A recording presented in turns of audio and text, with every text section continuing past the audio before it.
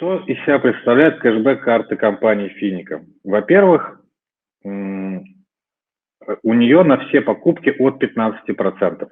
Многие банки, многие кэшбэк-сервисы заявляют, что они имеют до какой-то суммы. Мы говорим, что у нас позиция, что мы от 15%. До скольки и как можно увеличить, я расскажу чуть позже. Ежемесячно есть 6% на депозит. Для тех, кто не совсем уловил мысль, это 72 годовых. Вот, обслуживание карты 0 рублей, она работает по всему миру. Также есть партнерская программа. Я знаю, что много сегодня людей пришло для того, чтобы узнать, как продавать эту карту и какими способами можно заработать прямо здесь сейчас.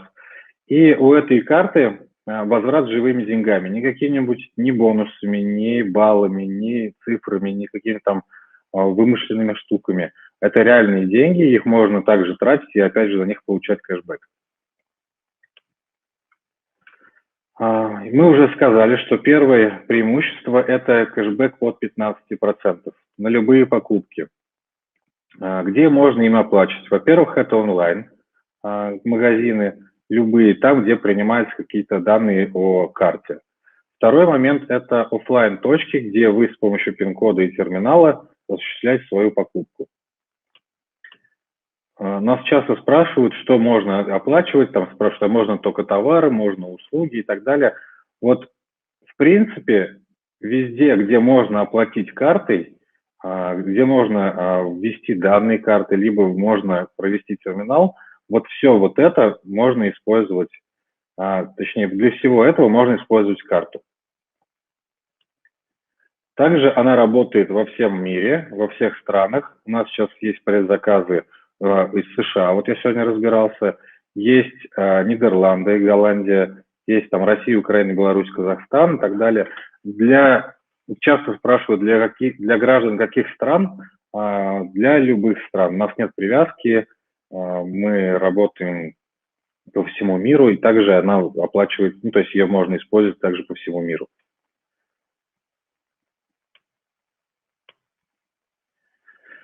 Вот, сейчас начинаем говорить о том, как можно увеличить. У нас есть стартовый кэшбэк 15%. И если вы один из тех людей, кто не хочет никого приглашать, кто там скромный, кто не хочет никому ничего навязывать, не заядлый сетевик, не знаю, просто скромняга, то ваш вариант – это совершать покупки. В любом случае, вы так или иначе пользуетесь какими-то картами. Просто если вы будете пользоваться сейчас для своих покупок картой от компании Финика, то рано или поздно вы достигнете максимального кэшбэка 20% за нее. Вот. Как это происходит? То есть, как только вы потратили $200, в эквиваленте, то вам начисляется теперь 16%. Как только вы проходите рубеж в 500, 17%. Проходите рубеж в $1000, у вас будет 18% кэшбэка. И как только вы зафиксировали $2000, у вас 20% кэшбэка. Хочу сказать, что здесь накопительная история. То есть, допустим, вы можете в первый месяц сделать покупку на $100, во втором месяце на $200, и у вас уже будет 16%. Это не значит, что должна быть разовая покупка на $2000, чтобы достигнуть этой цели. Она накопительная, со временем вы ее наберете.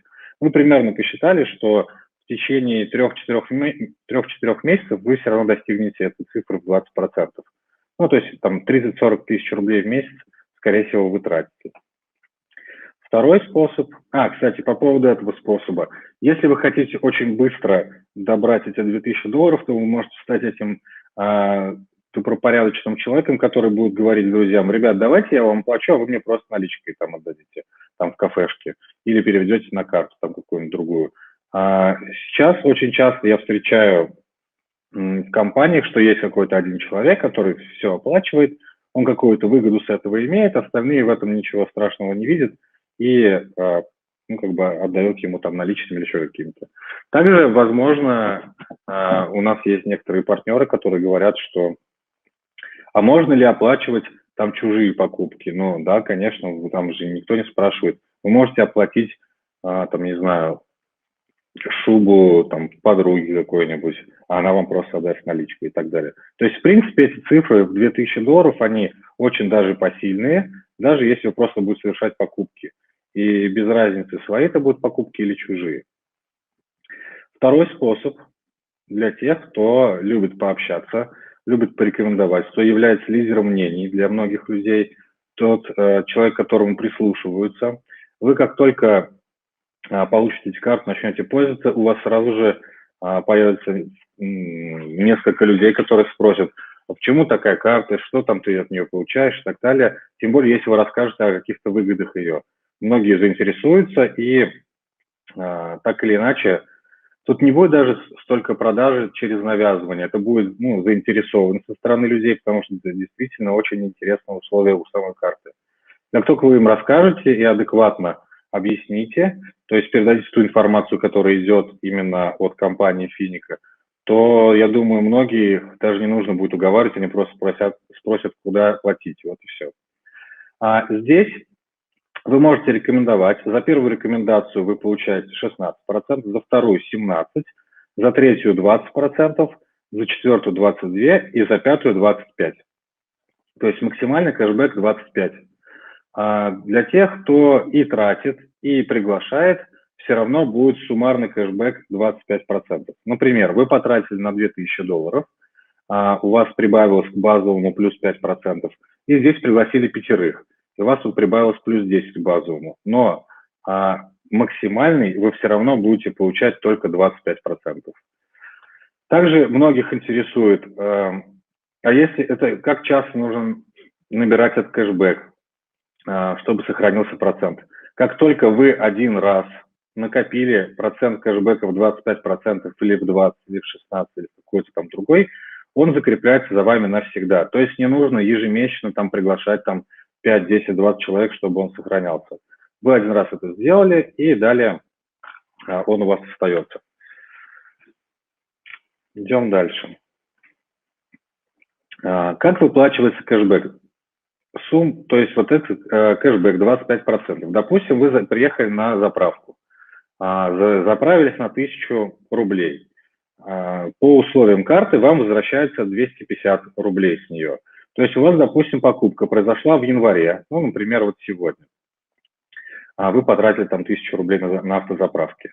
И в течение 5 месяцев следующих вам равными частями, то есть вот 250 рублей делим на 5, получается по 50 рублей в месяц. И вот с этой покупки в течение 5 месяцев, февраль, март, апрель, май и июнь, вам будет капать с этой продажи, точнее с этой покупки по 50 рублей. То есть если вы совершили там несколько покупок и так далее, то с каждой этой покупки будет начисляться в течение 5 месяцев. Если, допустим, вы совершили какую-то покупку в феврале, то, соответственно, март, апрель, май, июнь, июль, за февраль вы будете получать. Тут еще хотелось бы добавить, что таким образом, если вы регулярно пользуетесь, то на 5-й месяц у вас получается кэшбэк с первых 4 месяцев, это получается, что 5 плюс 5 плюс 5 плюс 5 – это 20%. На 6-й месяц с первых 5 месяцев. То есть вы уже на 6-й месяц будете получать 25% со всех месяцев. И получается, что так даже выгоднее, чем CTI. То есть CTI вы сейчас имеете там 20-22%, здесь вы уже будете иметь 25% только за кэшбэк. Но опять же, при условии, что вы регулярно пользуетесь картой. Про комиссии. Пополнение карты у нас 0%. Любая покупка будет транзакция 2%. Куда они уходят, мы сейчас расскажем, это тоже интересный момент. Вот. И снятие, то есть обналичение через банкомат, либо перевод на другую карту какую-либо, это 3%, это банковская комиссия. Есть еще то, что мы говорили, помимо кэшбэка, есть 6% на депозит, то есть 72 годовых. По сути, ваша карта, она имеет два счета. Первый депозитный, второй баланс, которым вы оплачиваете. Для того, чтобы получать кэшбэк до 25%, вам необходим депозит. Он обязательный, и он вам дается уже при стартовом пакете. Чуть позже об этом расскажу. Что значит обязательный? Если вы хотите получить получить кэшбэк с траты в 1000 рублей, на вашем депозите должно лежать 1000 рублей. Если вы хотите получить, допустим, с 30 тысяч рублей, то и на депозите должна быть такая же сумма. Если ваша сумма на депозите меньше, чем та, которую вы хотите получить после покупки, например, на депозите лежит там $100, вы потратили на 200, то кэшбэк придет только с той суммы, которая равна депозиту. То есть со $100 вам придет кэшбэк, а с остальных 100, которые вы потратили, не пришла. Поэтому в самом начале я рекомендую, наверняка многие из вас как-то учитывают свои траты, примерно понимают, сколько они тратят. Вот я вам рекомендую, если вы хотите получать кэшбэк именно за те все покупки, которые вы имеете, то желательно положить на депозит именно ту же сумму, чтобы она была равной.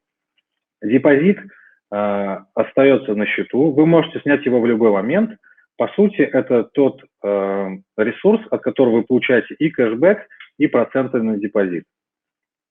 То есть суммарно вы можете получать до 31% в месяц. Опять же, это гораздо выгоднее, чем вы имеете сейчас на CCI. Но при условии, что вы регулярно тратите. Теперь о партнерской программе.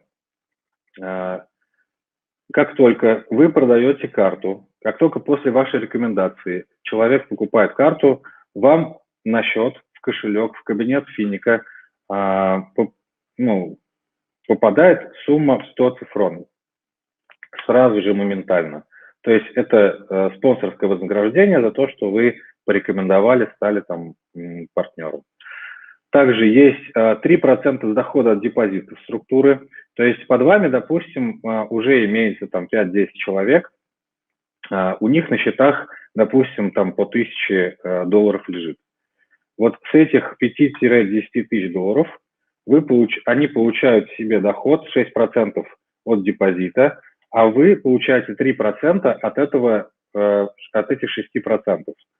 То есть, допустим, у человека лежит $1000, он получил 60. Вы получаете от его доходов 63%, это получается $18. Нет, это получается $1,8. Вот. Также вы получаете со всех покупок вашей структуры 0,15%. Опять же, если, допустим, в вашей структуре кто-то совершает покупку там, на $1000, вы получаете с этого там 15. И, соответственно, чем больше у вас структура, тем больше у вас интерес, и такой получается некий аналог своего личного маленького банка, где вы за каждую рекомендацию, во-первых, получаете сразу, во-вторых, с их сбережений вы также получаете себе дивиденды, и за то, что они пользуются картами, за то, что они и так используют их в своей жизни, потому что я так предполагаю, что большинство из вас уже распрощались с наличкой, ну или в меньшей степени ей пользуются, и все равно используют в своей жизни какие-то карты. То есть вот со всех этих покупок у вас будет там 0,15%. И как и с CTI, и с другими программами, здесь 10 уровней, на которые распространяются эти правила. На вопрос, сколько стоит карта, вот вам ответ. Она стоит 500 цифрон, 100 из них уходят на вознаграждение спонсору, 350 остается владельцу, ну то есть покупателю карты, 100 из них попадает на депозитный счет, 250 на баланс, ну для счета для покупок, и 50 это выпуск и обслуживание карты, ну технические специалисты и так далее. Вот, поэтому по сути человек покупает ее за 500 цифрон, и у него остаются те же самые там 350 для пользования. Это было сделано для того, чтобы люди начали сразу же пользоваться, чтобы не было проблем, а как завести деньги, а как вот ей пользоваться, а нужно ли на депозит. Мы сразу обезопасили, вдруг он там завел себе на счет для покупок, на баланс там деньги, а на депозит забыл, не положил, не понял как там, или еще какая-то ситуация, или просто там отвлекся и потерял, потратил, и у него с этой суммы не будет кэшбэка. То есть обидно, да. Поэтому здесь некий элемент заботы, мы сразу базово распределяем, что вот есть такие-то счета, на них уже лежит сумма, она принадлежит вам. То есть как вот вы покупаете, грубо говоря, симку, она стоит, допустим, там 300 рублей, и там 250 рублей вам сразу же на счет падают в счет оплаты там абонентской платы. Вот здесь такая же история. Как купить карту? Наверняка многие в личном кабинете уже видели, что есть раздел «Карта». Там нажимается кнопочка «Купить». Под ней вылезает окошко, и можно выбрать страну, город и регион. Также написать адрес доставки. Сейчас мы столкнулись, что есть некоторые города, которые, ну там мелкие города в Европе, в частности вот в Нидерландах, нет города вот в этой табличке. Поэтому если у вас возникает вопрос, прошу писать в техподдержку, скорее всего вас перенаправят ко мне, мы запишем ваш город и в ручном режиме добавим. Вот. И по поводу того, что нужно покупать сейчас или нет, у нас идет сейчас первая партия в 5000 карт. Многие уже забронированы.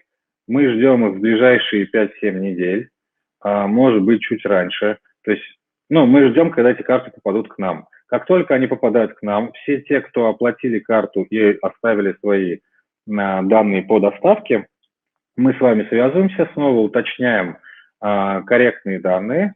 Если все в порядке, мы отправляем это либо почтой, либо курьером, либо вы можете сами прийти в офис в Казани и забрать эту карту. Вот. На этом презентация закончена. Я готов поотвечать на ваши вопросы. Я сейчас открою чат. Да, наверное, открою чат и, наверное, параллельно будем...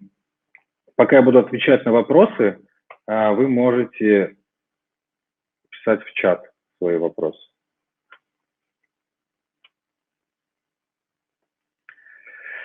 Так, если в середине месяца снять депозит на неделю, а потом опять вернуть, как будет считаться кэшбэк? Если, во-первых, снятие депозита происходит в течение 3 дней, то есть вы заказываете так же, как сейчас происходит с инвестиционными продуктами. Вы заказываете, через 3 дня они у вас на кошельке. Вот. Если в середине месяца вы снимаете, то получается, что этот месяц не отработан, и у вас будет перерасчет. Ну, грубо говоря, у вас лежит 100, вы в какого-то, ну, не знаю, 15 числа снимаете полностью, у вас месяц не отработан, и получается, что вы ну, там, за какие-то количество дней получите, за какие-то количество там, дней не получите. Кэшбэк будет считаться, ну, как только получается месяц. То есть я вам рекомендую держать на депозите сумму, ну, какое-то время, чтобы как минимум месяц был. Если на момент покупки не будет депозита, то, соответственно, с этой суммы не будет кэшбэка. Если я решил сделать крупную покупку и вижу, что депозит меньше, чем нужно для кэшбэка, за сколько дней до покупки нужно добавить деньги в депозит, чтобы получить весь кэшбэк? Опять же, если вы видите, что у вас, допустим, у вас на счету 100, вы потратили 100 на сейчас середину месяца, вы хотите потратить еще $100, вы закидываете на депозит новые $100, но они начинают работать именно с того дня, как только вы получите. То есть, по сути, за первый месяц вы получите только с первых 100, которые ну, лежали целый месяц до этого. Ну, там первые 15 дней, они потом будут лежать до конца месяца.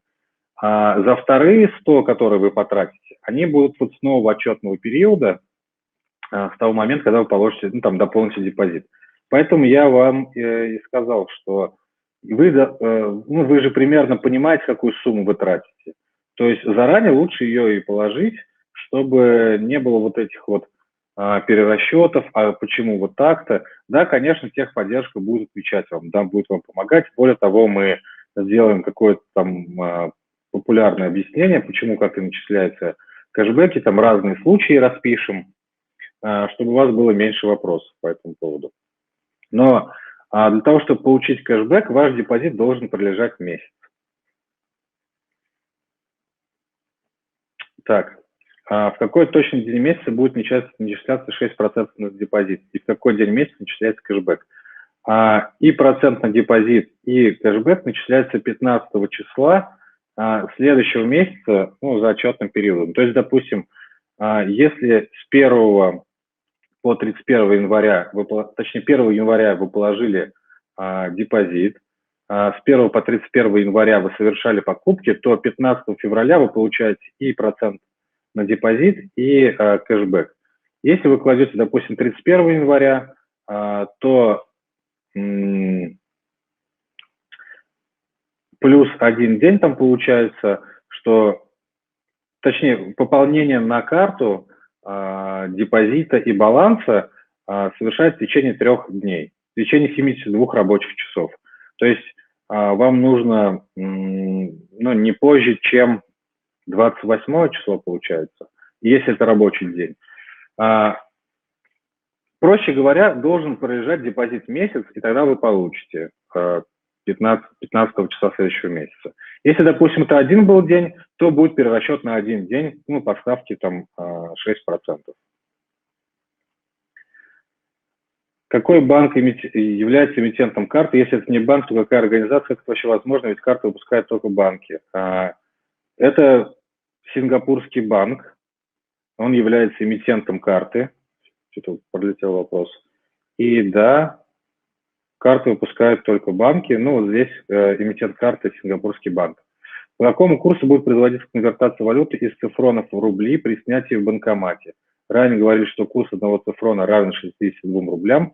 Сегодня курс ЦБ выше 63 рублей.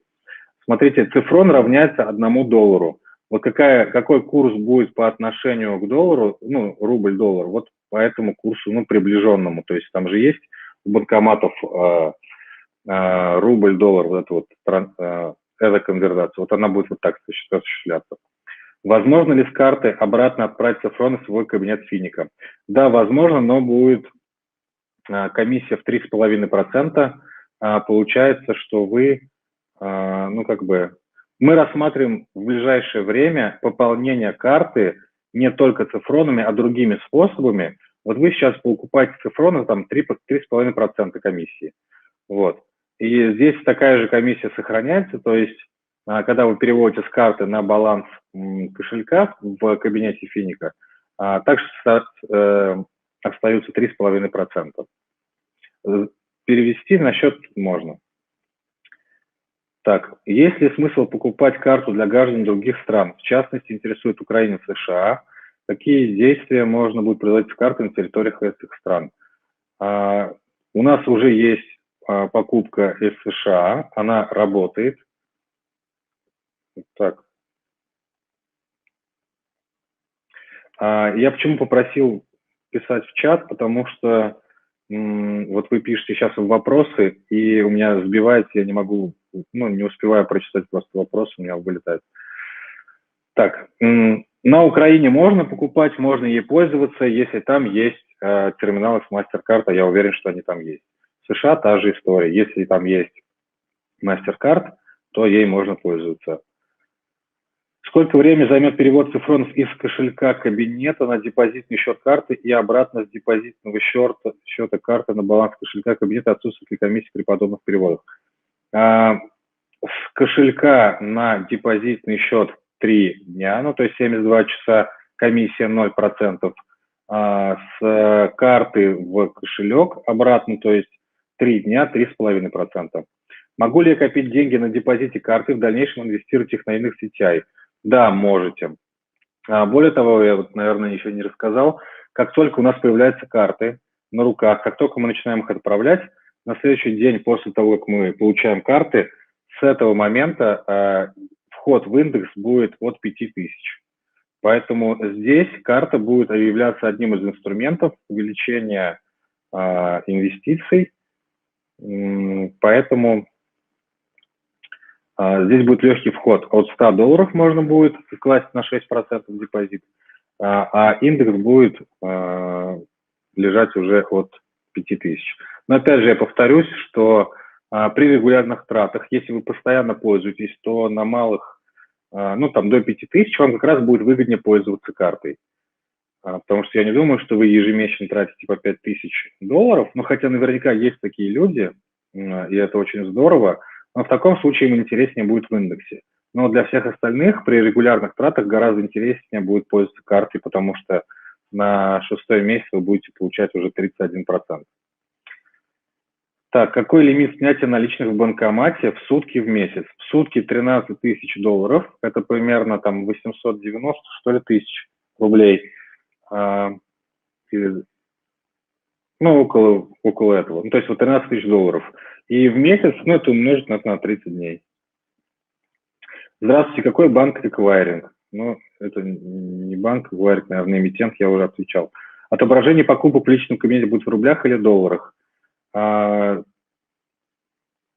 вопрос, который мы еще не поставили точку. Давайте я сейчас запишу себе в вопросы.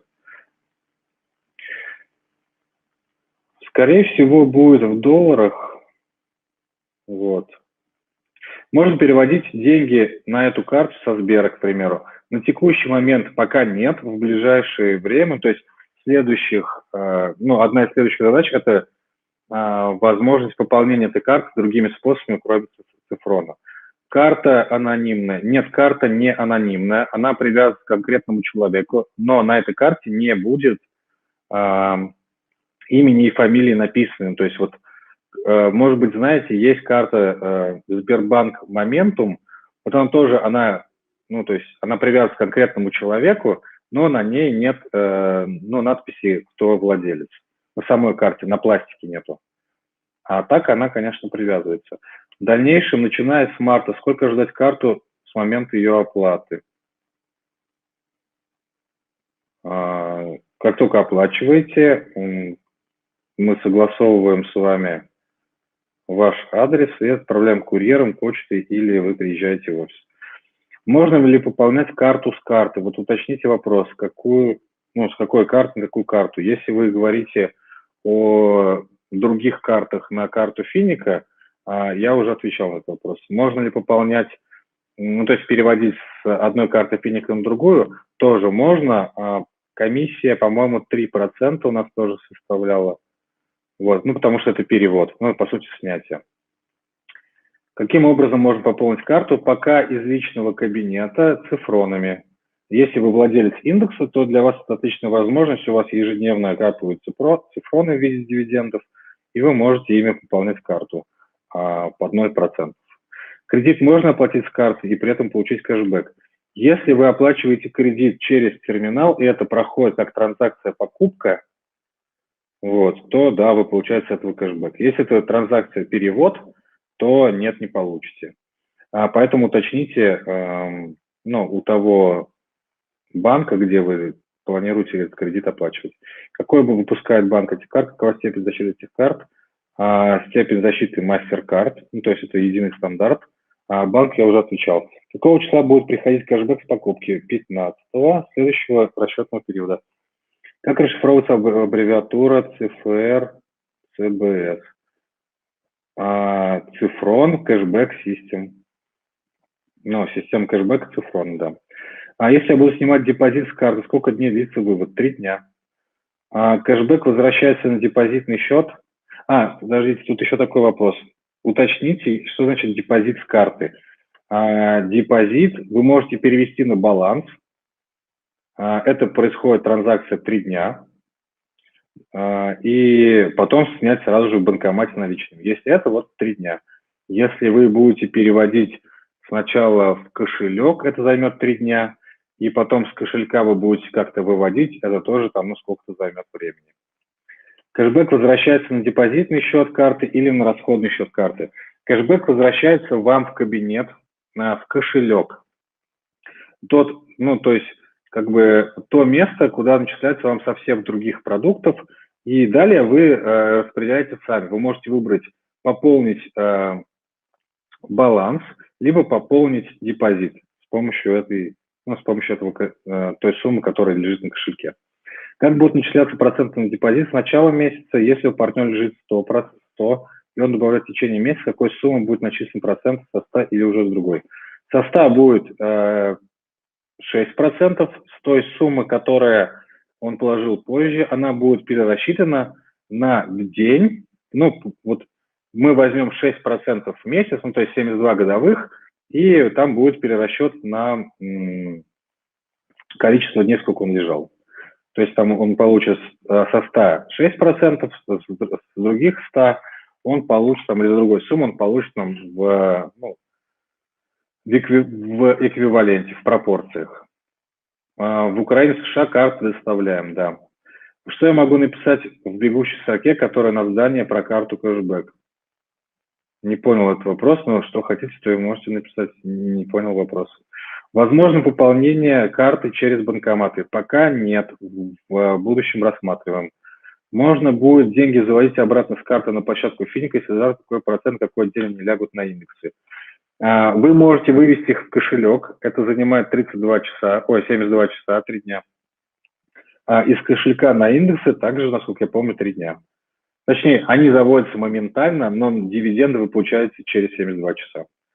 2% снимают с каждой покупки или по окончании месяца, как и начисление кэша. С каждой покупки, но мы же не знаем, может, вы снимете этот остаток. Ну, то есть, грубо говоря, вы потратили там 1000 рублей и сразу же сняли остаток там полностью под ноль. Вот, поэтому начисляется сразу же, моментально. Ну, 102% вы, в общем, платите. Так.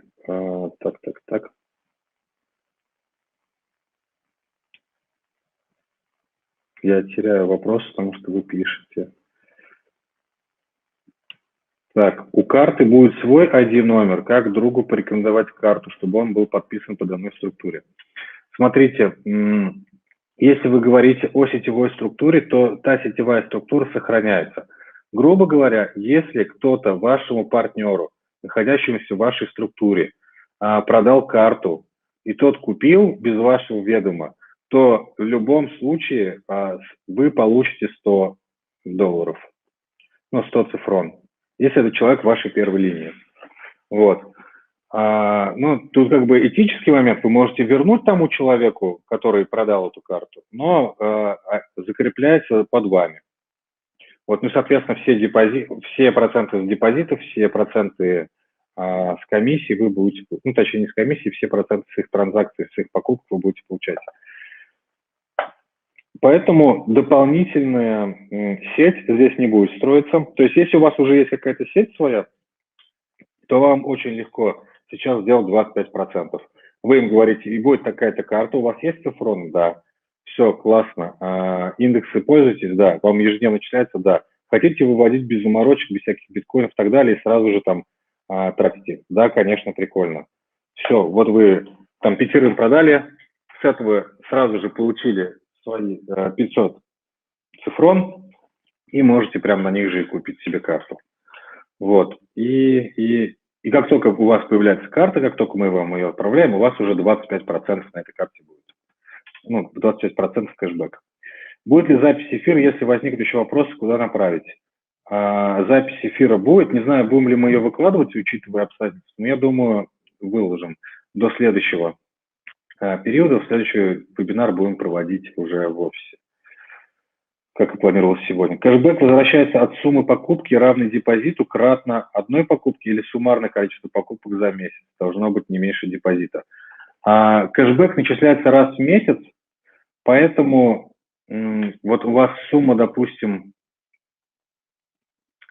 точнее депозит 1000, вы потратили на 1200 суммарно за весь месяц. То есть с 1000 будет кэшбэка, с 200 не будет. Пополнение карты в любой валюте, пока пополнение карты только в цифронах. Если я еще не купил карту, а мои люди уже купили, они засчитываются. Что вы имеете засчитываться? Будет ли вам проценты с депозита на 200 уровней? Да, будет. Будет ли 0,15% с их покупок? Да, будет. Если это не первая ваша линия, то Вознаграждение как спонсор вы не получите, но учитывая, что они в вашей структуре до 10 уровня, вы будете получать эти проценты. Будет приложение онлайн-банк, где депозит будет отображаться. Пока вся информация будет отображаться в личном кабинете в Финика. Сейчас у нас будут работы по созданию приложения, да, оно планируется. Как скоро оно появится, я не могу сейчас ответить, ну, потому что не владею, не знаю. Это, ну, как бы не так быстро. Куда начисляется кэшбэк на депозит или баланс, он управляется в кошелек. Будет ли мобильное приложение? Ответил. Будет возможность оплачивать NFC? Да, будет. Вторая партия карт, когда ожидается, неизвестно. При пополнении карты с личного кабинета, куда выпадают деньги, отвечали. Можно узнать название банка в Сингапуре. Пока это non-description. Ну, в общем, конфиденциальную информацию мы пока не имеем права разглашать, там, ну, по определенным причинам. Вот. Ну, а банк находится в Сингапуре, он официальный, с ним все в порядке. А если не совершать покупки с карты, а просто использовать карту как депозитную, как мне будет приходить 6% ежемесячно на лежащий там депозит без покупок? Да, будет приходить на депозитный, то есть у вас два счета, вне зависимости, пользуетесь вы балансом или нет. Тот, который лежит у вас как депозитный, он, ну, будет 6% в месяц. Да. Почему ЦФР, а не привязка к крипте или к доллару? Это ваша внутренняя валюта. Потому что доллар, другая криптомонета, она нестабильная, будут разные перерасчеты. Ну, например, там биткоин сегодня, там, не знаю, там 600 тысяч, завтра он там миллион, послезавтра 50 тысяч. То есть, по сути, ваша валюта, она будет, ну, то есть ваши деньги на карте, они будут прыгать из раза в раз, там, в зависимости от курса.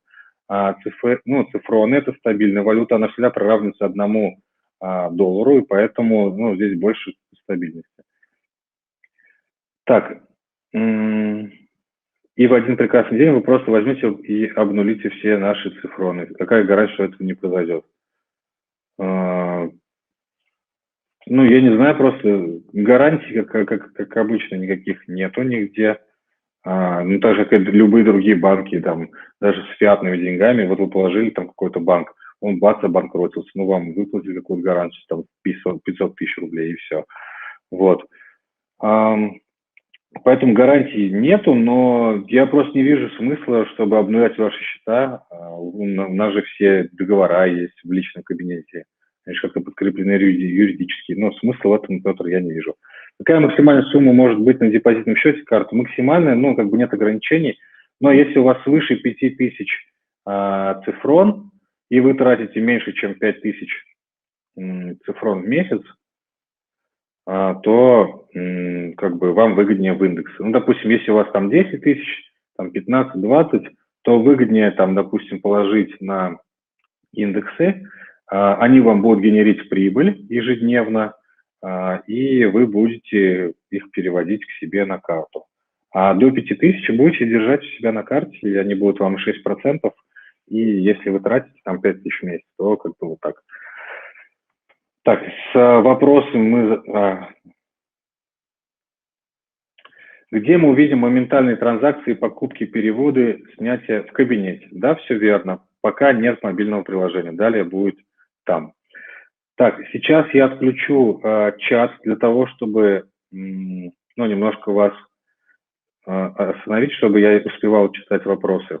А вы пока можете писать в блок с вопросами. Так, сейчас я ставил. Так вот. Когда можно пополнять рублями карту или только заводить в биткоинах?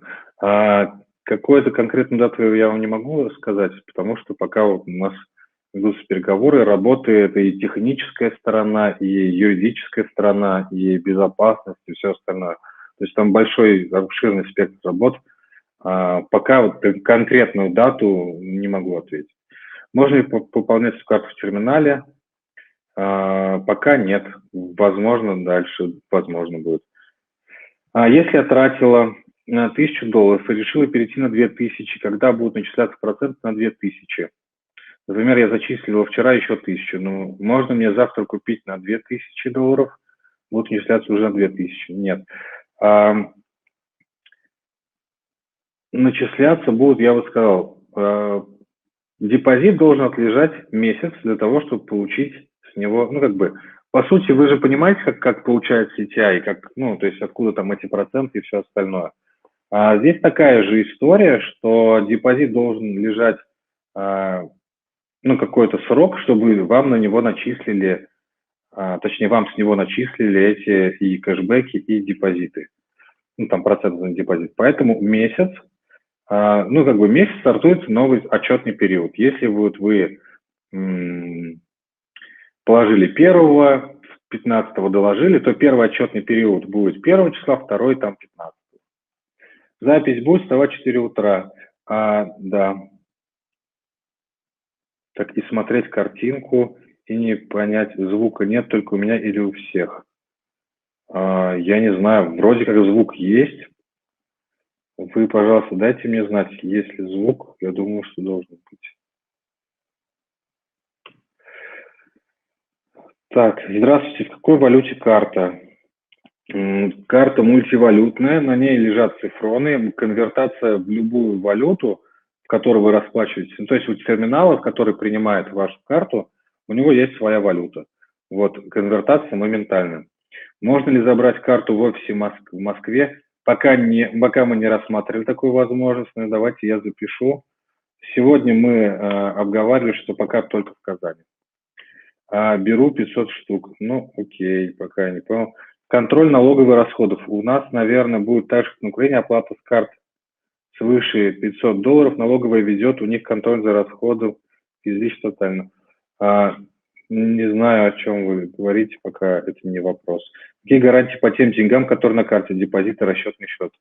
Уточните вопрос, что вы имеете в виду, какой, Ольга, какие гарантии? Ну, в смысле, какие гарантии чего?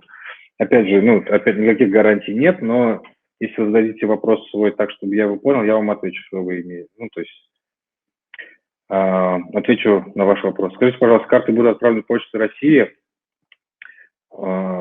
Если хотите, можем Почтой России, но, наверное, не знаю.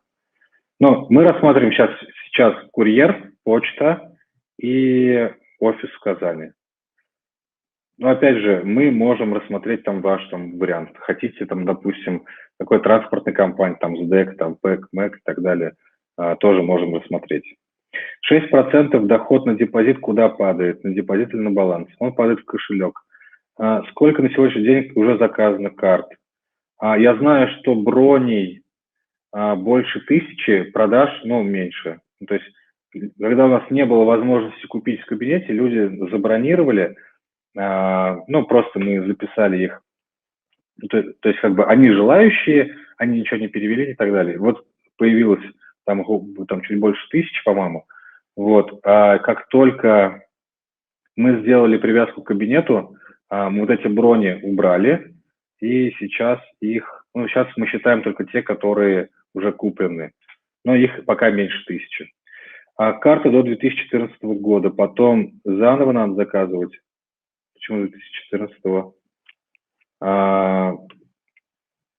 Карта выдается на 3 года, то есть вот сейчас 2021, будет 2023. Перевыпуск карты платный, тут я где-то видел вопрос, он стоит $70. Как другу порекомендовать карту? Как говорите, что это карта, с которой он будет получать как минимум 15% со всех покупок. С бензина, с аптеки, с продуктов, с мебели, со стрижки, с автомойки, что еще, с детских игрушек, с постельного белья, в общем, со всего. Вот, то есть с обычных супермаркетов, магазинов. Грубо говоря, если он пользуется, как-то существует в этом мире, в этом материальном, он что-то покупает, то со всех этих покупок он будет получать 15% кэшбэка и 6% на депозит, то есть 21%. Как пополнять депозитные расчетные счета, раздельно каждый из них через личный кабинет? Да, в кабинете можно будет раздельно пополнить каждый из этих счетов. Вы выбираете счет, выбираете сумму и видите балансы по каждому из этих счетов. Вопрос следующий. Я пригласил Васю. Вася начал продавать карты. Я буду получать по 0,15 затрат у Васиных новых партнеров? Да, будете, Кирилл. Чтобы он был подписан подо мной. Вот, видимо, вы не в одну строчку. Как другу порекомендовать карту, чтобы он был подписан подо мной? Вся сеть строится то есть одна есть сеть, у нас Финика, сетевая партнерская программа, и есть разные продукты. Ваша задача помочь другу зарегистрироваться на Финика, на сайте finica.ru по вашей ссылке. Вот. Как только он зарегистрируется, какой бы он продукт ни покупал, кто бы ему ни продавал, что бы он ни делал, всегда будете получать вы. Если вопрос об этом. То есть ваша задача сейчас помочь другу зарегистрироваться на вашей платформе, на нашей платформе по вашей ссылке. Как только он зарегистрируется и захочет узнать или купить карту, или индексы, или еще что-то, он все равно будет под вами. Если вопрос об этом. Как будет происходить пополнение карты через кошелек? Когда следующая партия пройдет? Первая партия, как я понял, через 4 недели уже придет. Да, мы ожидаем 5-7 недель. Верим, что будет раньше, но пока говорим немножко с запасом, чтобы никого не обижать. На банкоматах видеофиксация распознавания лица при снятии. Как быть, в паранже снимать? Я не знаю, Марат, в чем у вас вопрос, но можете кого-то другого попросить снять. Если вводить в кабинет ежедневное начисление на карту, то 6% будет начисляться на сумму, которая будет на последний день месяца. 6% начисляется ежедневно, но выплачивается в конце месяца. То есть, допустим, сегодня вы положили 100, завтра положили 100, послезавтра положили 100. То есть с первых 100 у вас, допустим, они отлежали месяц, вам заплатили. Со второго они отлежали, допустим, 29 дней. С третьего 28 дней. И это будет просто перерасчет.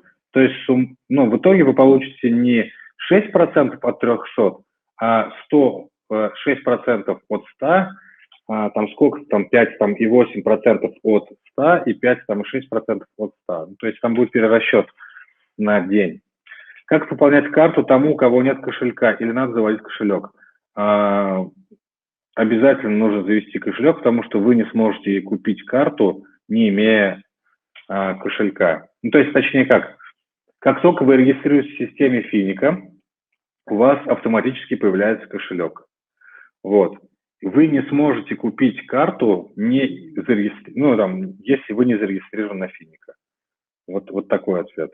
То есть он у вас есть, если вы есть на Финика. Если у вас нет на Финика, вы не можете купить. У карты будет свой ID-номер. Как другу порекомендовать карту, чтобы он был подписан подо мной? Я уже ответил на этот вопрос. То есть свой ID не будет. Она будет привязана к общему ID. Если под вами уже есть структура, то так вот. Снятие депозита не разве не на 21 день. В CTI 21 день, не 3. В CTI, да. Но мы же говорим сейчас про карту. Представьте, вы захотели, у вас какая-то ситуация сложилась, вы захотели 1000 снять. У вас она лежала на депозите, на балансе тоже 1000. Вам срочно понадобилось $2000. Но мы же не изверги, вы переводите эти 1000 с депозита на баланс карты, из баланса карты снимаете наличку в любом банкомате. Но я просто считаю, что этот продукт, он для простого пользования. Там в CTI это инвестиции, да, там 21 день. Но здесь это другое, поэтому так. У вас есть в планах компании уйти от карт на виртуальные карты через систему в смартфоне?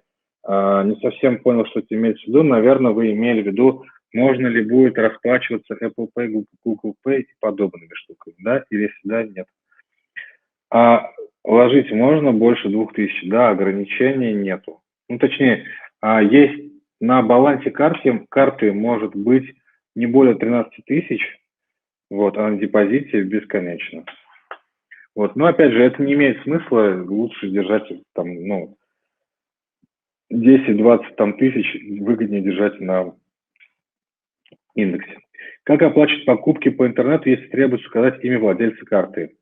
Но я опять же говорю, что имя владельца карты вы будете, ну как бы, она есть. Ну, то есть, как это объяснить-то?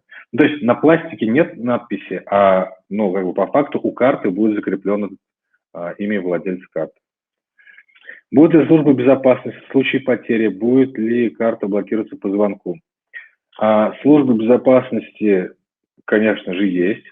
В случае потери ваша задача номер 1 – зайти в личный кабинет, там будет кнопочка «Заблокировать карту». Плюс там будет кнопочка «Разблокировать карту» в случае, если вы ее нашли, но там нужно будет повторную верификацию, по-моему, пройти. Сейчас точно не могу сказать, но при утере, если, допустим, заживал банкомат, там еще как-то, ну, то есть вы поняли, что карта сейчас не у вас, заходите в личный кабинет моментально и нажимаете кнопочку «Заблокировать карту».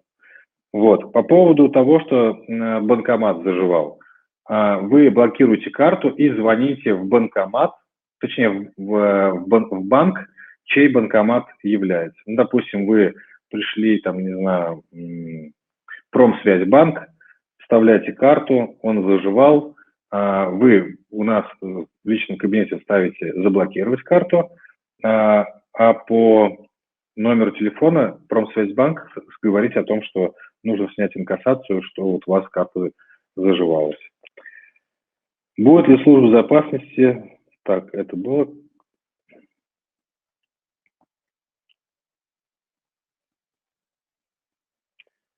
Есть конкретика, когда ждать. Неделю назад говорили 4-5 недель, сегодня сказали 6-7 недель.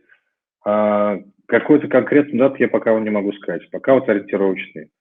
Как производится пополнение баланса и депозита карты из личного кабинета? Заходите в карты и пополняете там раздельно.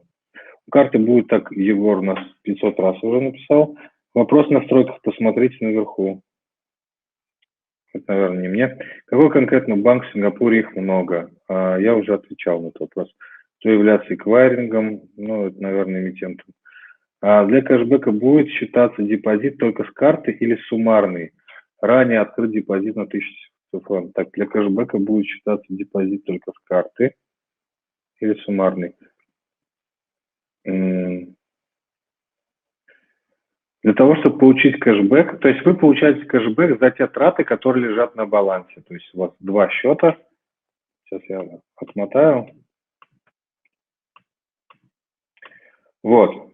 Есть баланс и есть депозит. Вот с баланса вы можете получать 25%, ну, до 25% кэшбэка. Есть депозитный счет. Есть депозитный счет, у него 6%. То есть вы не можете потратить депозит. Ну, то есть вы не можете расплатиться им. Он отдельный депозитный счет, ну, как вот я не знаю, как Сбербанк, Тинькофф, Альфа-банк. Вот есть какие-то сберегательные счета. Вот это такая же аналогия. Есть сберегательный счет, на котором лежат деньги. Вы его можете снять, но потратить вы его не можете. То есть вы можете его перевести на баланс и его потратить, но конкретно депозит нельзя. Ну, это сделано для защиты, чтобы вы нечаянно не потратили, и не дай бог там потом выяснится, что у вас вообще там не было денег на депозите, и вы там тратили большие покупки и не вернули для себя там 25%. Как будет отправляться картой? Отвечал. Меня интересует Испания. В Испании, ну да, можете заказать из Испании и расплачиваться ей в Испании. С карты на индексы можно перевести? Да. С карты вы переводите в кошелек, а с кошелька на индексы. А с кошелька на карту комиссия будет? Нет, с кошелька на карту нет комиссии, 0%. Как и где можно пополнять карту? Пока через личный кабинет, с кошелька на карту цифронами. Как называется сингапурский банк? Отвечал. Что я могу написать в бегущей строке? Не знаю, что это за вопрос. Франция и Монако смогут карты заказать и использовать?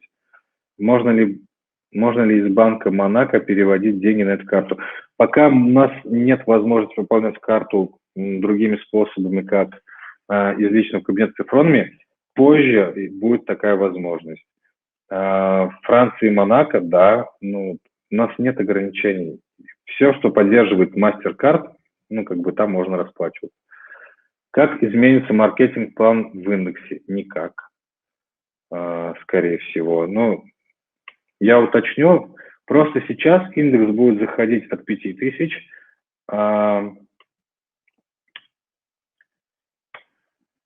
Вот я еще хотел уточнить, что депозит на карте является товарооборотом. То есть то, что сейчас там у вас индексы от там 10, по-моему, первый уровень 10 тысяч, да, я точно не в курсе.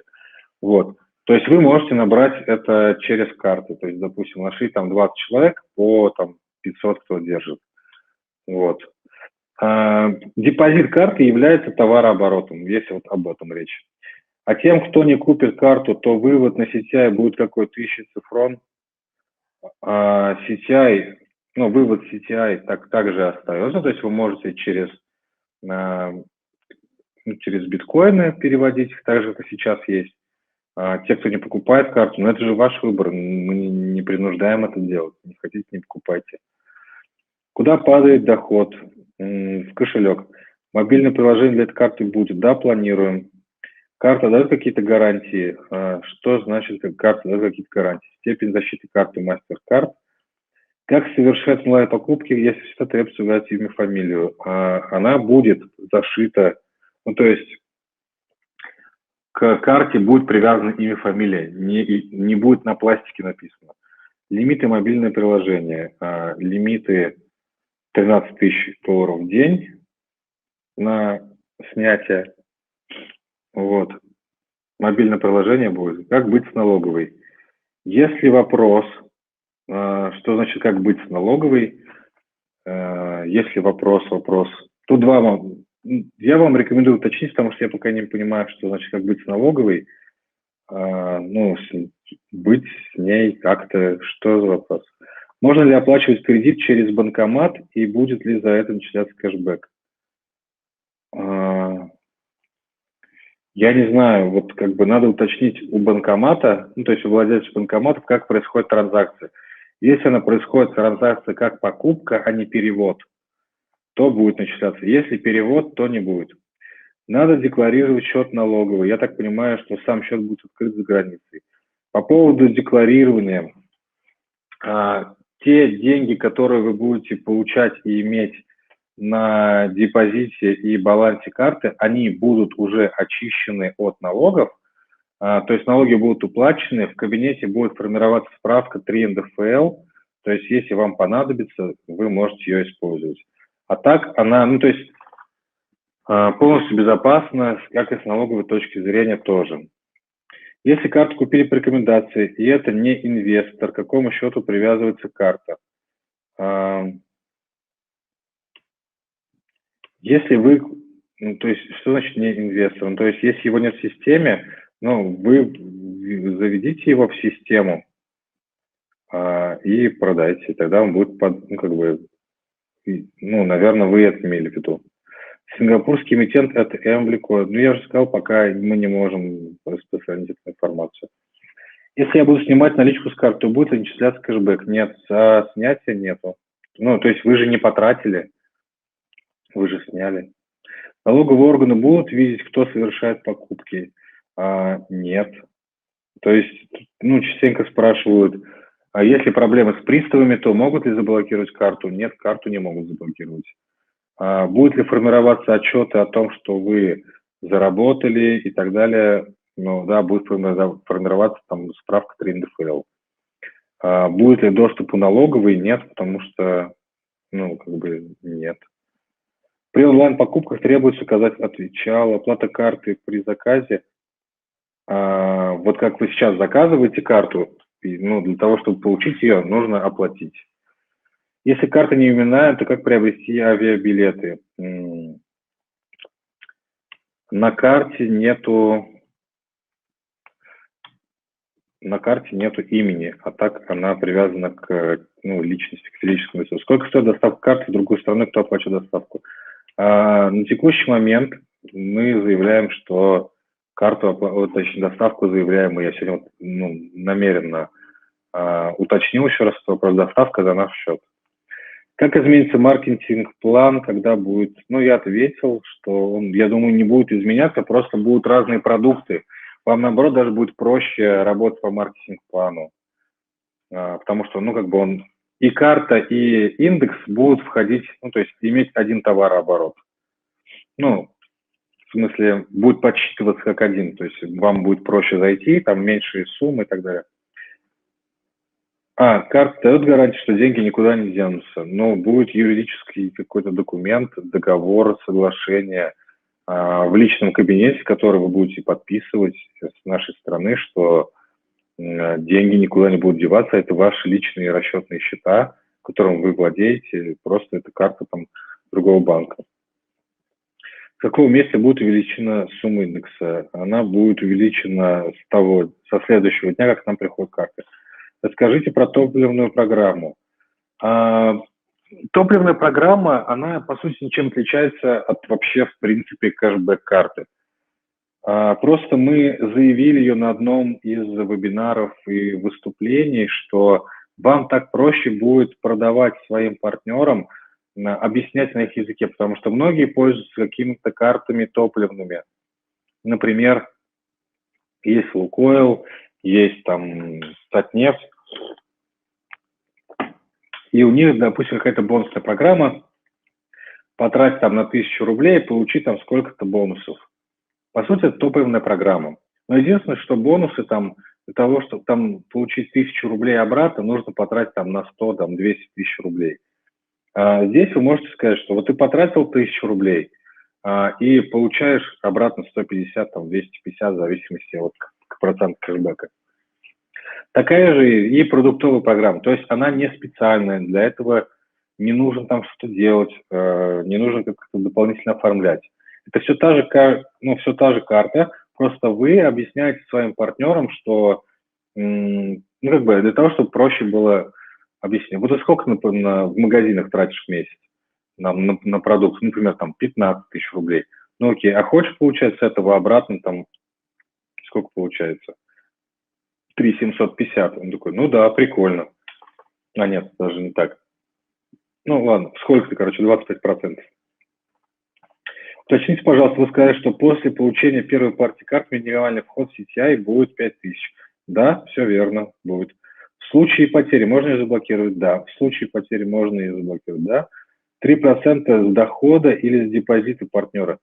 3% с дохода партнера. То есть, допустим, у партнера лежит $1000, он с этого получает 6%, то есть $60. Вы получаете 3% от 60.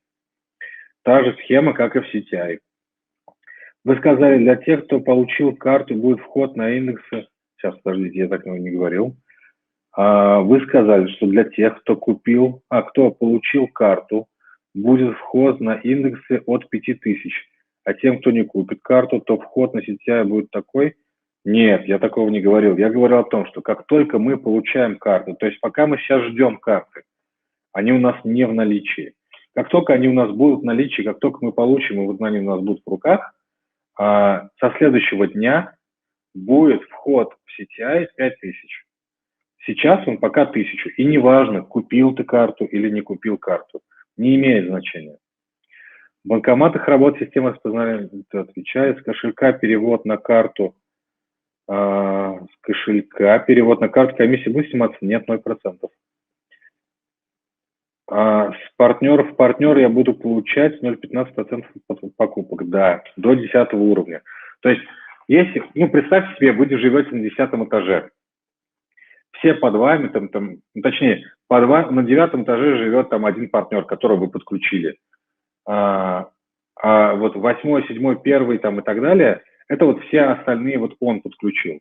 И даже если на первом этаже кто-то сделал покупку, вы все равно будете получать с этого 0,15% своих покупок.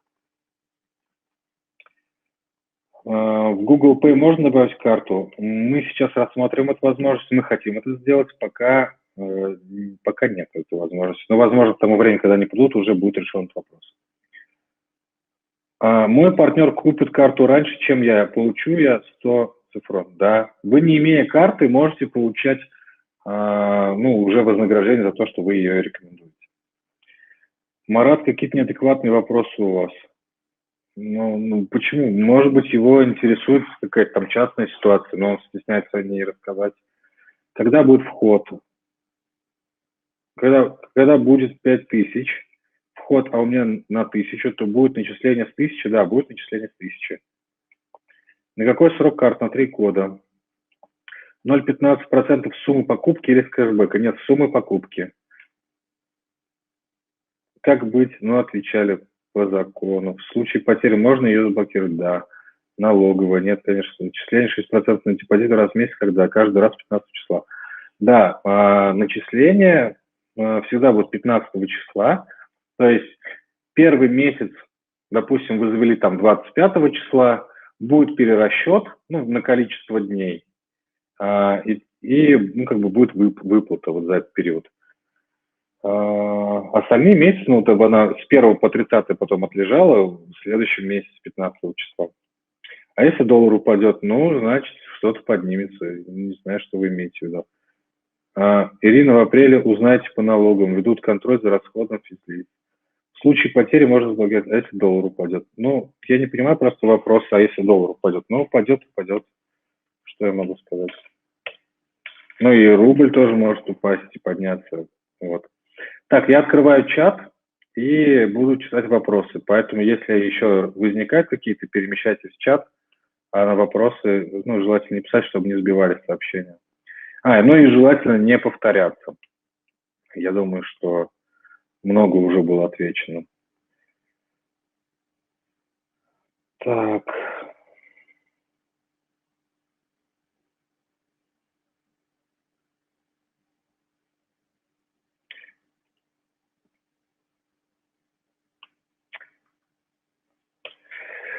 Так, могу ли я в автосалоне сделать покупку карты 3 миллиона рублей? Насколько я знаю, автосалоны не разрешают делать транзакции более там 300-500 тысяч рублей. И, насколько я знаю, транзакции у них являются переводами, а не покупкой. Вы, если уточните этот момент для себя в каком-то конкретном автосалоне, где вы планируете это сделать, и они скажут, что это проходит как покупка, и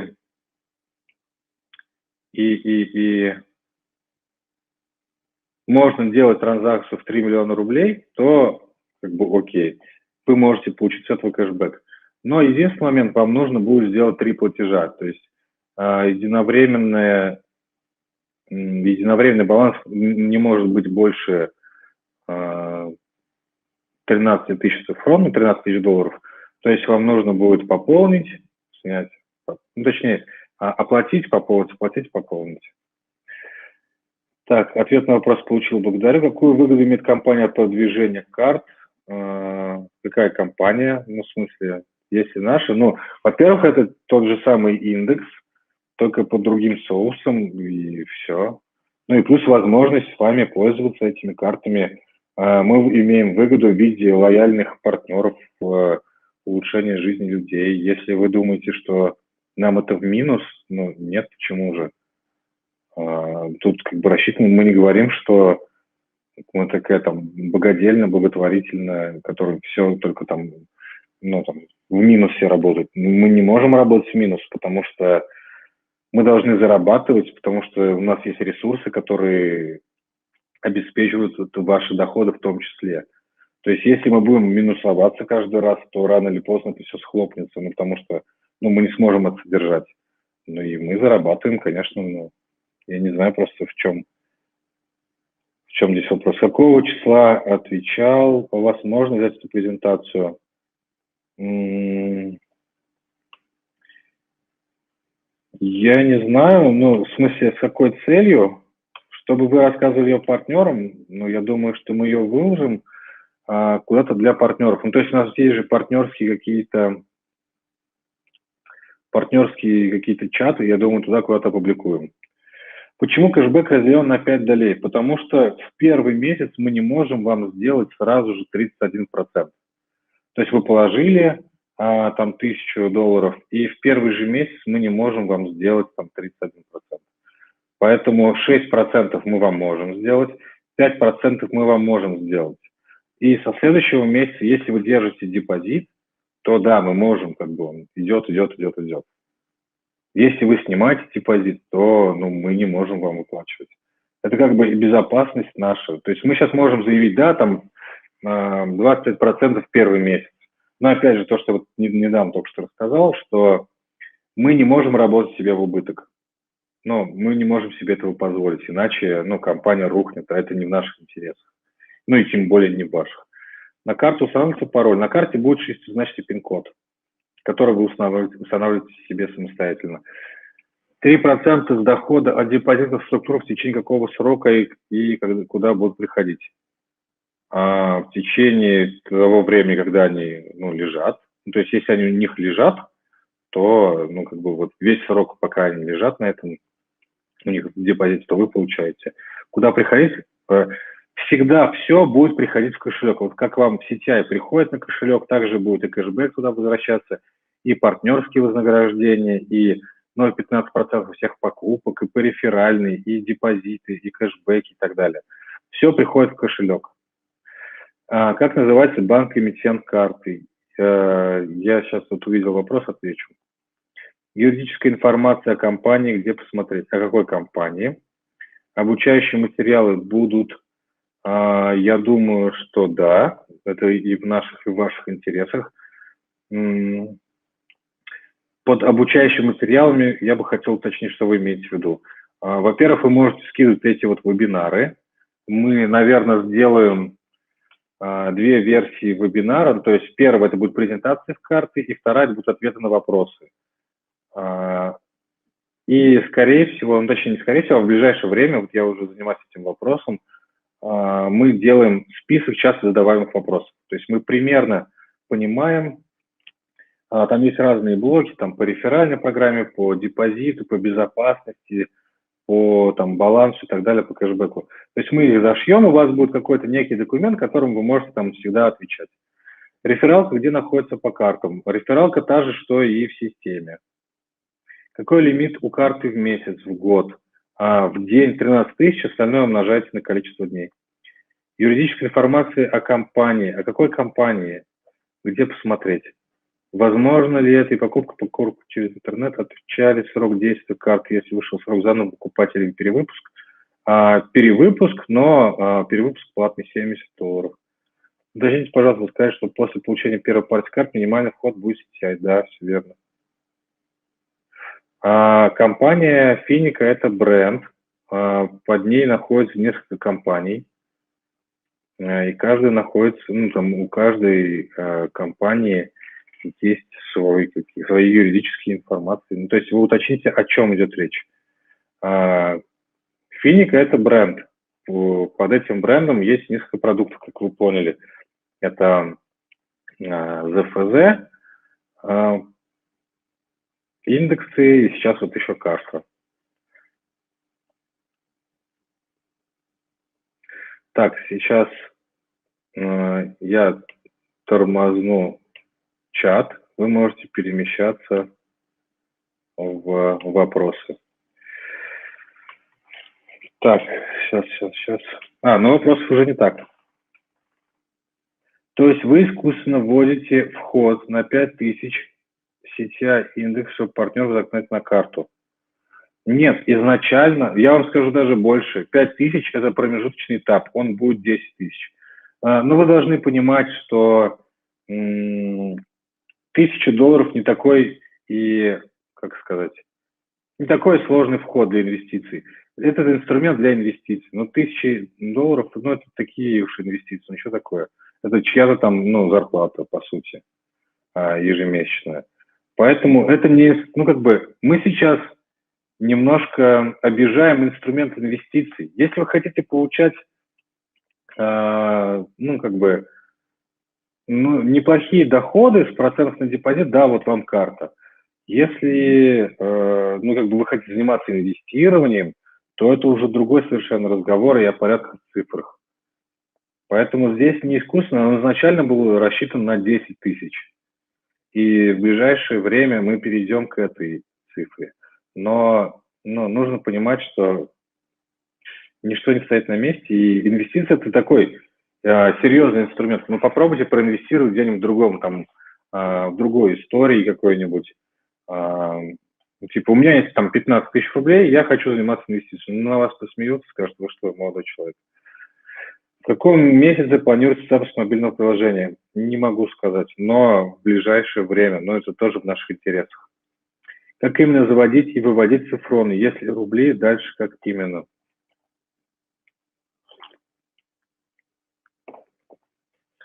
Заводить цифроны в кошелек.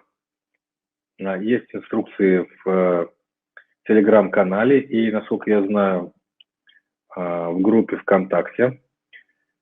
Есть рубли, дальше как именно? Ну, схема такая, есть рубли, меняйте на биткоины, биткоины меняйте на цифроны, цифроны пополняйте картой. Как поменять пин? Это будет инструкция в личном кабинете с подсказками, я думаю, там будет все понятно. Сейчас пока нет карт, поэтому менять нечего. Скажите, пожалуйста, а если партнер сам не приобрел карту, а его приглашенный купил, партнер получил за приглашенный реф-бонус? Да. Будет ли он получать кэшбэк с его покупок? Да. Можете рассказать причину, по которой не называете название банка в Сингапуре? Да, конечно.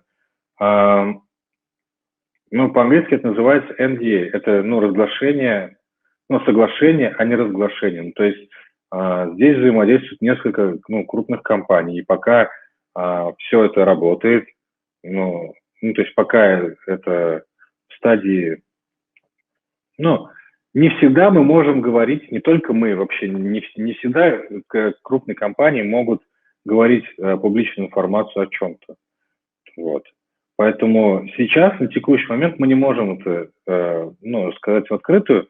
Если у вас есть какой-то там какой-то вопрос или там сомнения, окей, хорошо, мы вас понимаем, что могут быть возражения.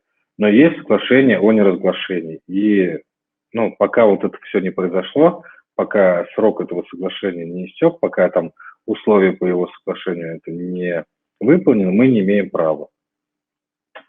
Потому что, есть моменты конкуренции, есть моменты там различных органов и так далее.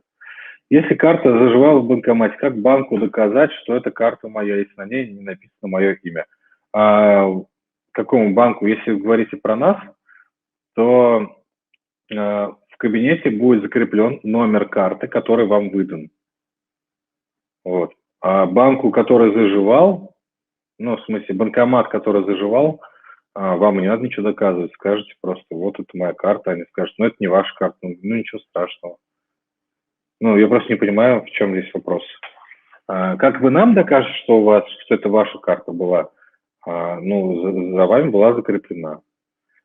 Презентация в Минске планируется, я не знаю, сейчас я запишу этот вопрос. Вы представились, как и я даже не знаю, как к вам обратиться. Я не знаю, как вам донести эту информацию в будущем, после того, как я узнаю ответ на этот вопрос. Но пока у меня нет ответа на то, что вы спросили. Могу ли я в салоне сделать покупку карты? Я отвечал на этот вопрос. Это личная карта или корпоративный счет в банке, и все наши карты привязаны к одному счету. Нет, это личная карта. Карта Сингапурского банка, которая не обязана отчитываться перед нашей налоговой и ФССП, верно. Почему Сингапурский банк должен отчитываться перед ФССП России? Я просто не понимаю, зачем. Представьте себе, приезжает какой-то иностранец в Россию, у него своя карта, которую он зарегистрирован на какой-то банк, допустим, Европы. Он приезжает здесь, тратит деньги, не знаю, снимает с банкоматов. Почему он должен отчитываться? Непонятно. Можно доставку на офис сделать и потом раздать партнерам. Тиффани, я уточню этот вопрос. Сегодня обсуждал с ребятами, с партнерами. Они сказали, что пока только возможность для офисов в Казани. Это связано еще и с тем, что офисов, я не знаю сколько, что-то очень много, 300, 200, 100, около этого. Если я буду только продавать карты, допустим, 5 партнерам и получу $500 партнерских вознаграждений, а тратить буду только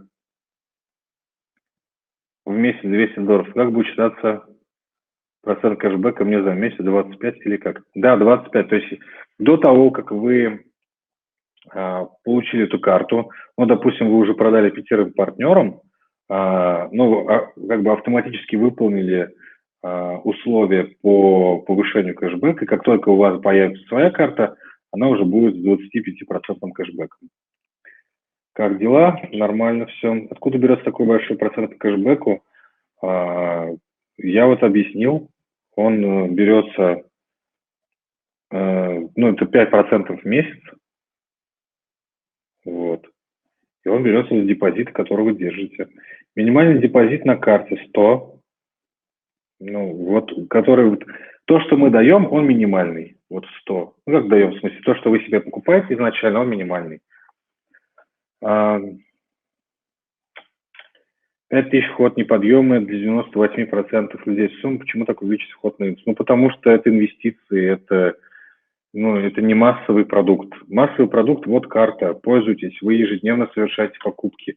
Инвестициями нужно заниматься грамотно, там есть риски, нужно понимать, во что вкладывать и так далее.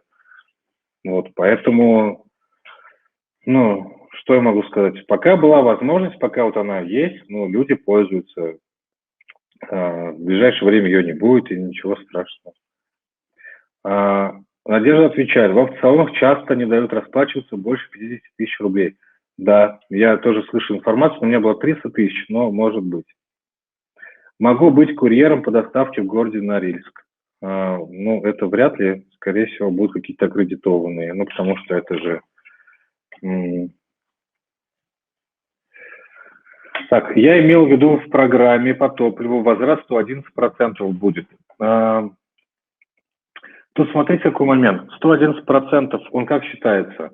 За полгода вы совершаете покупки, и за полгода у вас начисляется процент на депозит. В итоге получается, полгода – это 6 месяцев, это 6, умножаем на 6, это 36%. За полгода у вас есть, на второй месяц у вас 5%, на третий месяц у вас 10%. 10% это получается... Так, давайте попробуем, может быть, нарисовать.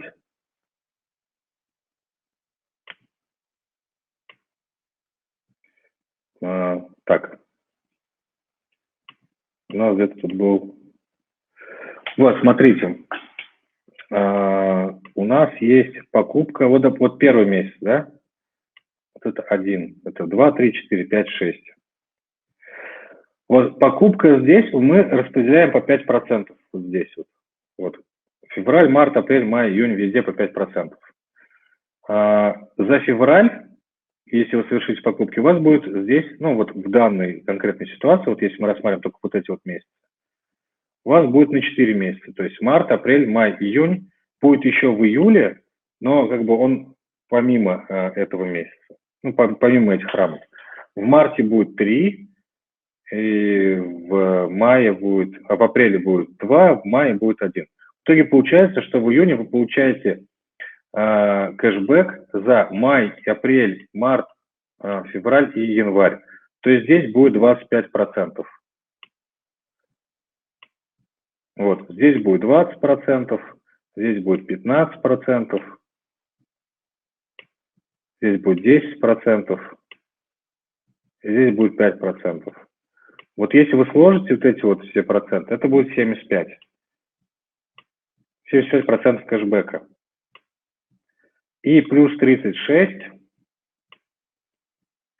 это депозит. В итоге получается эти же самые 111% за полгода. Но это работает в случае, если у вас и депозит, и баланс один и тот же. То есть, допустим, здесь 1000, и вы ежемесячно тратите 1000. То есть это как бы разные, точнее, это проценты от разных покупок. Но вы суммарно получаете 111%, но не от одной суммы. Это от одной суммы, если у вас 1000 везде, то есть здесь 1000, и вы ежемесячно тратите по 1000. Вот об этом речь. Переводы на карту из карты между пользователями Финика по какому тарифу из другого банка? Так, между пользователями 3%, вы можете баланс перекидывать.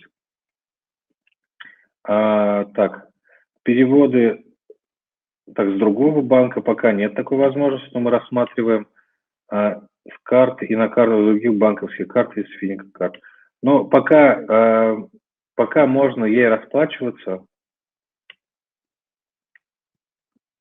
Так, можно переводить друг другу, ну, владельцам карты друг другу по 3%. Выводить на другую карту это и равно снятие, ну, то есть также 3% и, ну, там зависит от другого банка. Вот. Можно ли у вас получить презентацию со слайдами? Я уточню этот вопрос, насколько она сейчас полная, эта презентация или нет, и готовы ли мы дать партнерам, чтобы вы ей пользовались. Как менять пин на карте, как прописано ФИО, привязанное... Так, это тоже вопрос сохраню. Но пин-код на карте вы будете менять в личном кабинете, как прописано фамилия, отчество, так как прописано фамилия, имя, отчество, привязано к карте, чтобы писать при покупке онлайн. Ну, будет привязано. Сейчас как именно прописано, ну, на английском, скорее всего, как единый стандарт MasterCard. Я просто пока не совсем понимаю. Ну, я уже отвечал на этот вопрос, что здесь нового появилось. Не вижу пока. То есть вы искусственно этому уже отвечали. Минимальный депозит какой? На карте 100. Вы же понимаете, что банки дают меньше процент. И когда карта будет большим темпом набирать обороты, то им это не понравится. Что люди переходят к нам, это будет революция. За каждым банком олигархи, которым это не понравится, они под правительством. Но мы понимаем, что другие банки дают меньше процент, но окей. Ну, в чем вопрос? Это просто мнение, вы поделились. На карте депозит какой минимальный? 100. Да, Иннокентий, вам уже ответили. Так, я открываю чат. Если остались вопросы, то... ну вопросов, видимо, нету. Так, я сейчас быстренько напишу. Так, если 100 цифрон за рекомендацию приходит, то 3% с дохода от депозитов в структуру в течение какого срока будет приходить на кошелек? Пока они держат депозит. Будет ли у карты мобильное приложение, как у обычных банков? Да. В банкомате Сбера снимаю 13 тысяч долларов, то на руки получу минус 3%, то есть 12 610 по курсу доллара в рублях. Верно, это примерно столько. Затем мне нужно пополнить баланс на 13 тысяч долларов, а деньги на балансе будут только через 3 рабочих дня. Да, все верно. Единовременный баланс вот такой. Но вы должны понимать, что если вы будете миллиардами гонять с банкоматов, то будут вопросы, там обнал, не обнал, еще что-то. Поэтому есть ограничения, есть лимиты, и они более чем адекватные. Так. Сбербанк уничтожает зажеванные карты, он их не отдает владельцу, значит только перевыпуск. Значит только перевыпуск, но я думаю, что мы это...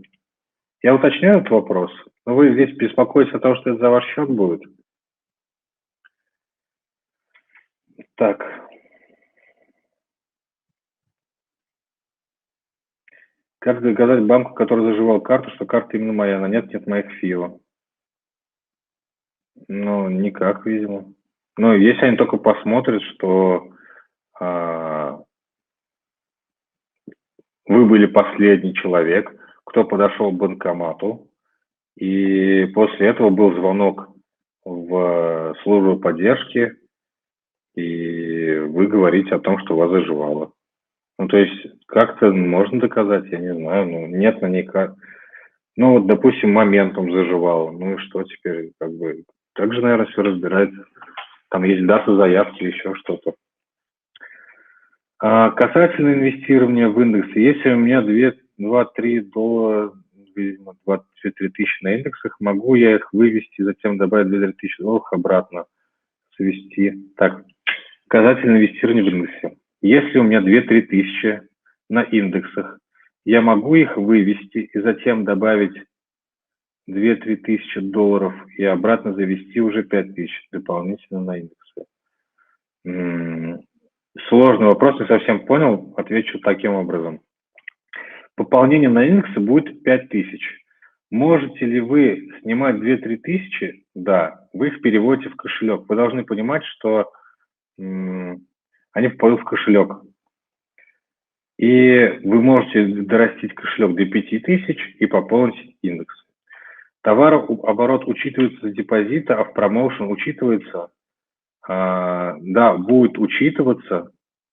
Пока просто карт нету, поэтому он не учитывается. Сейчас же не обязательно карту вставлять в банкомат, там же и NFC, NFS, NFC чип есть. Да, все верно. Есть ли какая-то защита в кабинете, чтобы не взломали? Если взломают, то и карту могут ограбить, и вообще это будет конец. Вы имеете в виду, будет ли какая-то защита, точнее, будет ли увеличена защита работы кабинета? Да, будет. Мы уже ведем переговор на эту тему. Доход на 5 тысяч будет.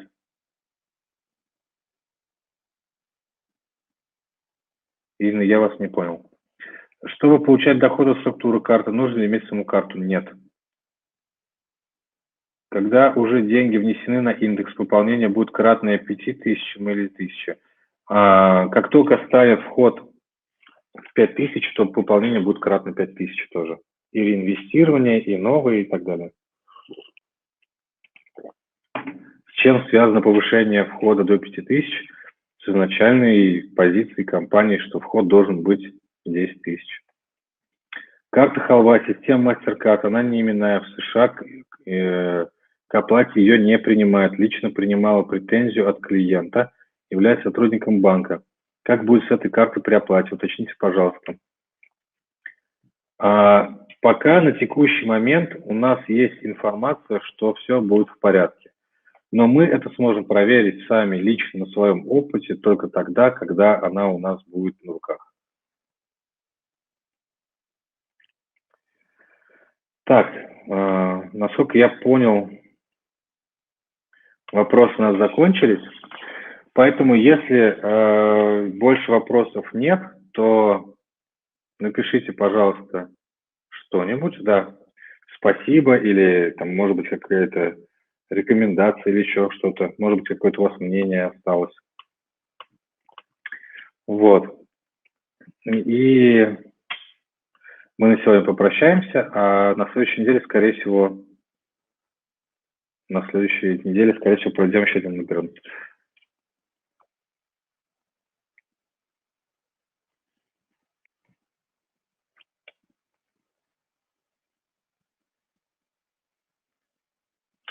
Так, вопрос по ФИО открыт. Да, я записал себе вопросы. Извините, я имел в виду снятие своих депозитов, 2-3 тысячи долларов с моего кошелька инвестора, а затем прибавку еще 2 тысячи долларов для того, чтобы депозит стал 5 тысяч. Если вы имеете в виду, что у вас депозит, в смысле тело депозита, индекс, то, я, если честно, пока не понял, Александр, что вы имеете в виду, но депозит будет 5 тысяч, да, окей, в смысле, можно сделать это. Просто пока, если честно, не понял, что вы хотели. То есть вы же какую-то там схему в голове придумали, какая-то операция у вас там возникла. Она возможна, если вопрос возможности. Правда, я пока не понял, зачем и что это. В Грузию как отправлять будете? Спасибо, очень доходчиво. Также курьером, почтой или в офис в Казани. Приезжайте в Беларусь. Спасибо за приглашение. Спасибо вам за ангельское терпение. Да, наверное. Благодарю, надо подумать. Запись будет. Тело депозита выводится не за день, а за 23 дня. В CTI, да, здесь за 3. Попадает на баланс. 500, еще раз посчитайте, пожалуйста, за покупку карты. Куда приходит? Давайте покажу. Так, где она? Вот, стоимость карты 500. Это то, что оплачиваете вы из кабинета. Вот она. Из них 350 попадает к вам на депозитный счет. Как только у вас появится карта, у вас будет 100 на депозите. 250 на балансе, ну, то счет для покупок. 100 уходит спонсору, партнеру, который вас пригласил, то есть то, под кем вы находитесь. 100. 50 – это выпуск и обслуживание карты. Вот. В банкомате это отвечали. Да, Рамиль, я ответил, что через 3 рабочих дня.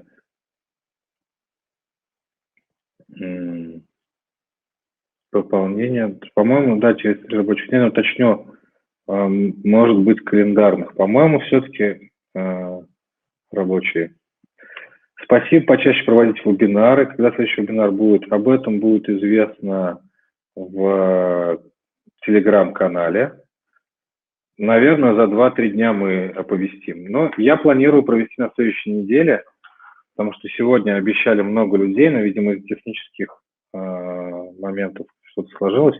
Опять же, мы готовим ответы на часто задаваемые вопросы и добавим это в презентацию. Мы делаем это для того, чтобы и вы приглашали партнеров, там, вы, допустим, не можете все полностью объяснить. Скажите там, ребят, давайте посмотрим, там, посмотрите просто сами, послушайте, вроде прикольная карта.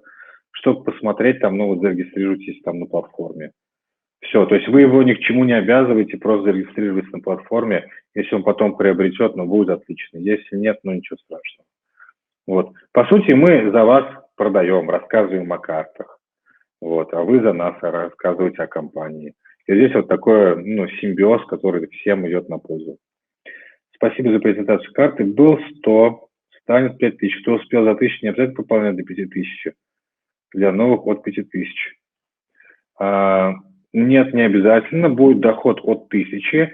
Но если вы захотите пополнить, то будет 5000.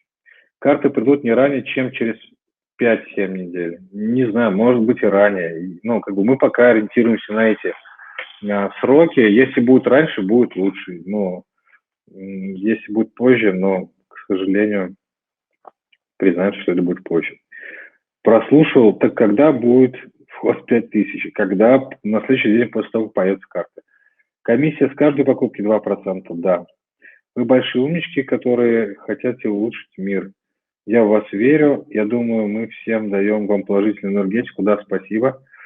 И было только положительное развитие. Да, спасибо, приятно это очень слышать, потому что,